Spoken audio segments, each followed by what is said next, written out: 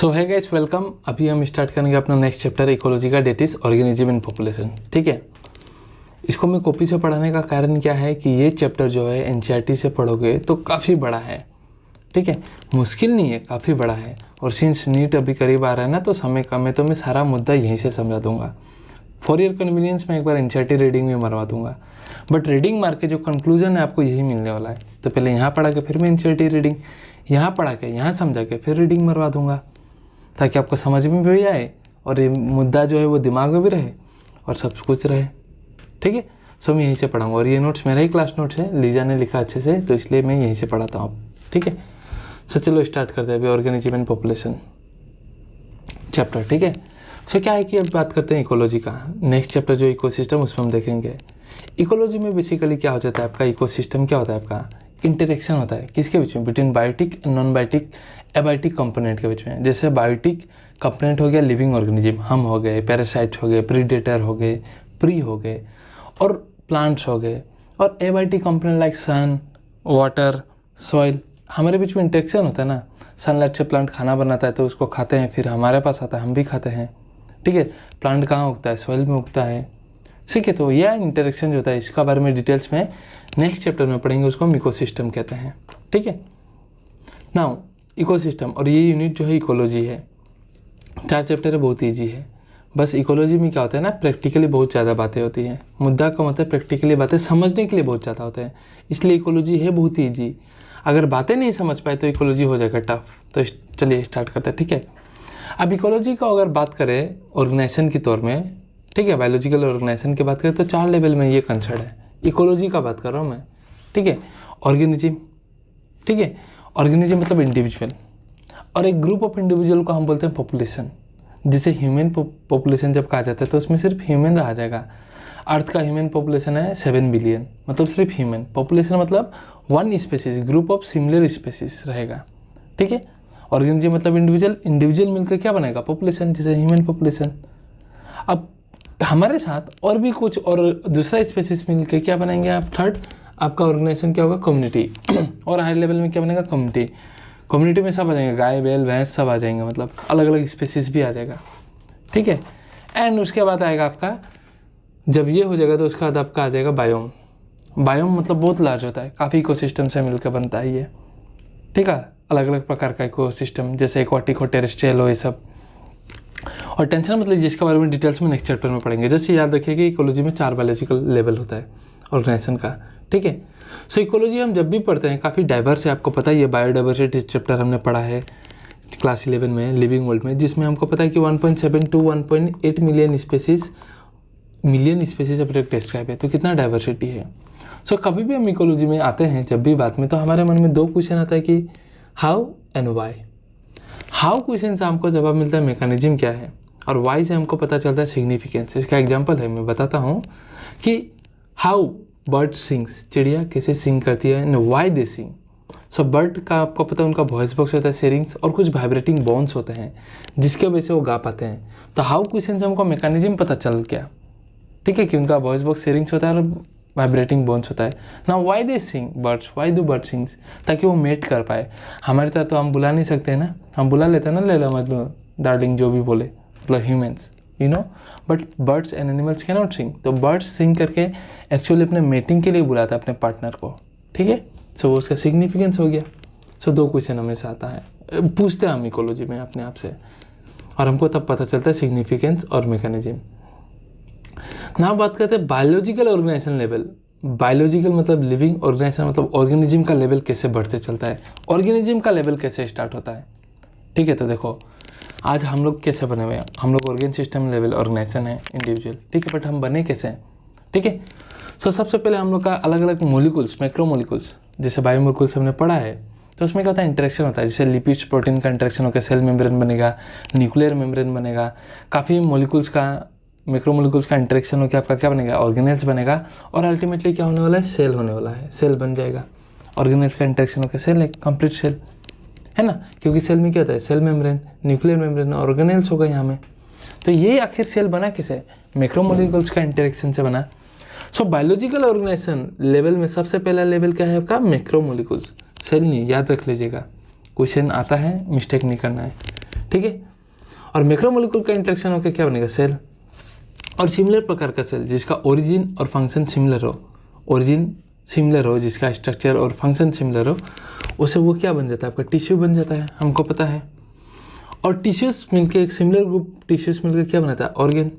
फिर organ system बनेगा और अल्टीमेटली इंडिविजुअल बन जाएगा। इंटरेक्शन ऐसे हो रहा है, ठीक है।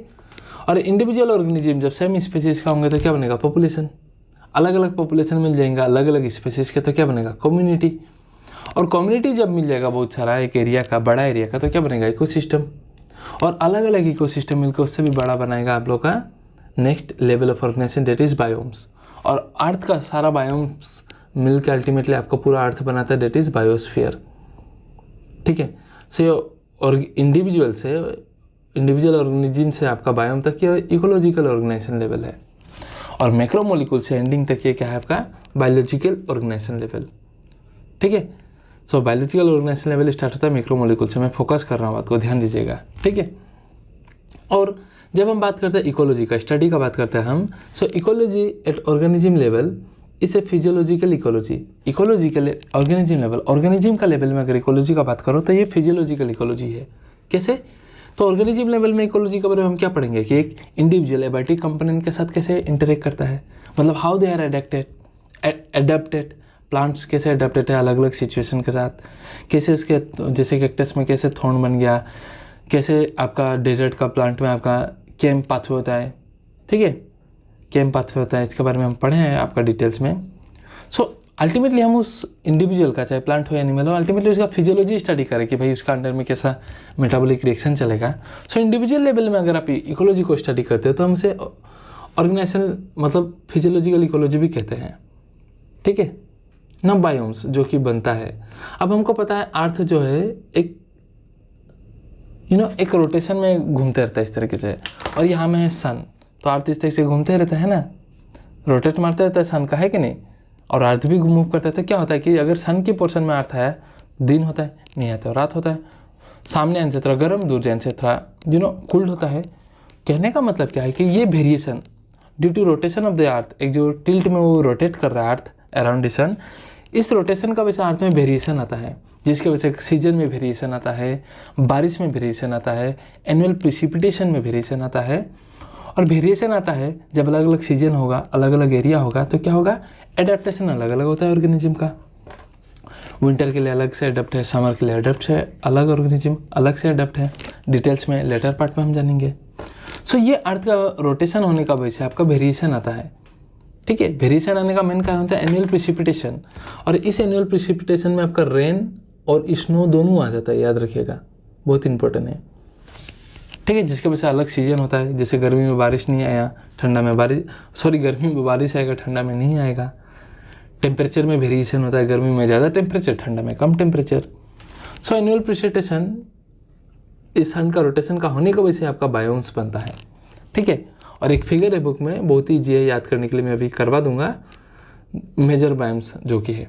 तो अभी चलिए एक बार आपको एनसीईआरटी रीडिंग मार देता हूँ ताकि आपको कोई कन्फ्यूजन ना रहे, ठीक है।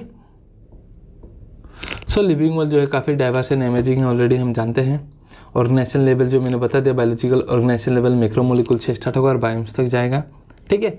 कोई भी लेवल में आप हमेशा दो क्वेश्चन होता है कि हाउ, जब आप पूछते हो हाउ बुलबुल सिंग मतलब बर्ड कैसे सिंग करता है, तो हमको पता चलेगा उसका मैकेनिज्म, एंड वाई तो उसका हमको पता चलता है क्या, वाई से हमको पता चलता है उसका सिग्निफिकेंस।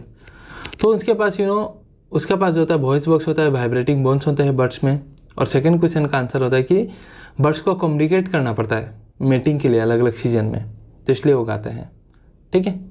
सिमिलरली कैक्टस में ठोंड क्यों है, तो क्यों होता है, प्रोटेक्शन के लिए, ठीक है। और चिक कैसे रिकॉग्नाइज करता है अपने मदर को, तो जेनेटिकली उसके अंदर में हो जाता है, चिक्स के अंदर में बिहेवियर देख देख के, और इसको हम इम्प्रिंटिंग बोलते हैं।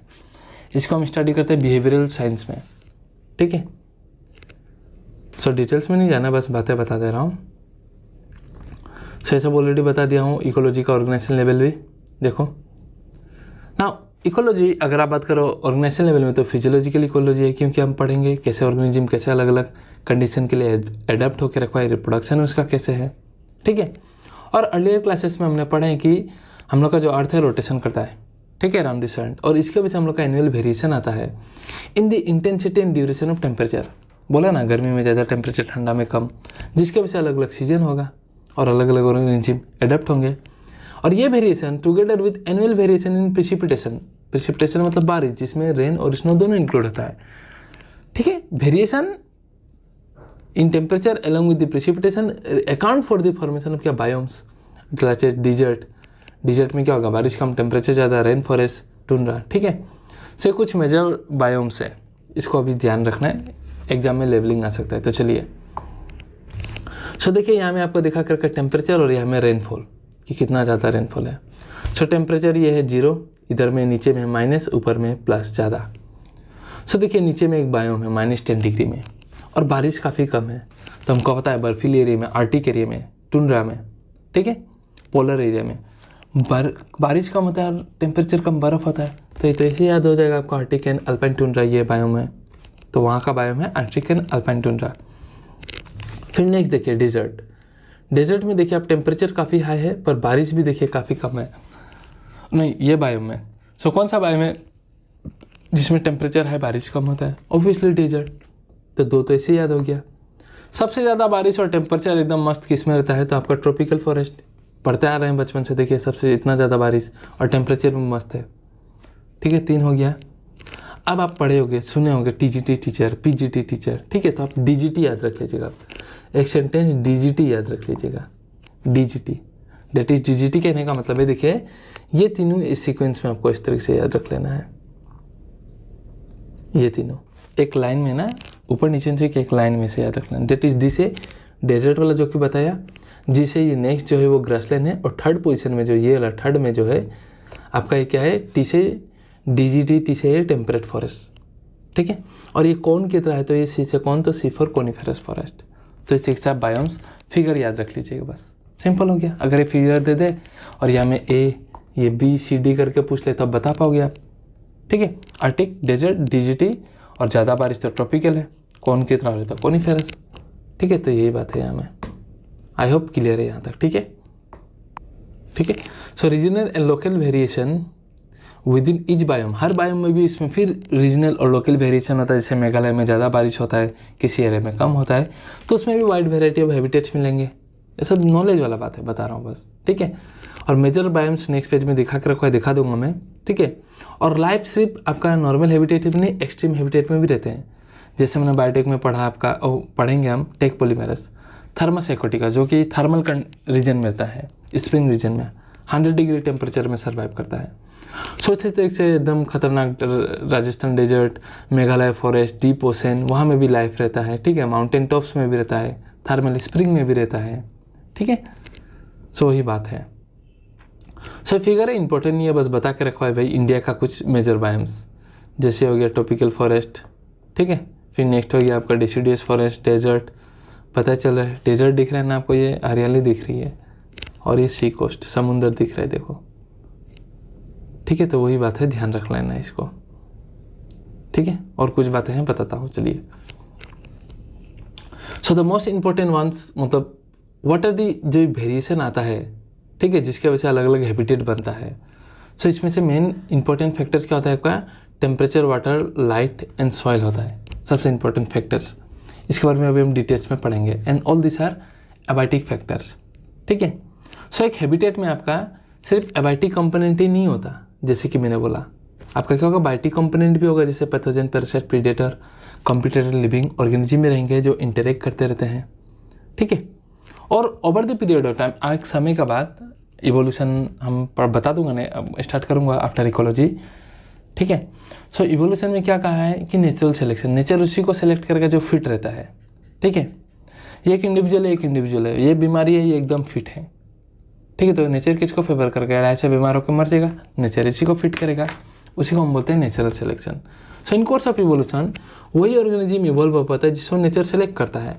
जो इंडिविजुअल अपने आप को अडेप्ट कर पाएगा अलग अलग कंडीशन के लिए, तभी तो सर्वाइव करेगा, और सर्वाइव करेगा तो रिप्रोड्यूस करेगा और वो अडेप्ट होगा। ये सब बस जनरल नॉलेज बातें हैं।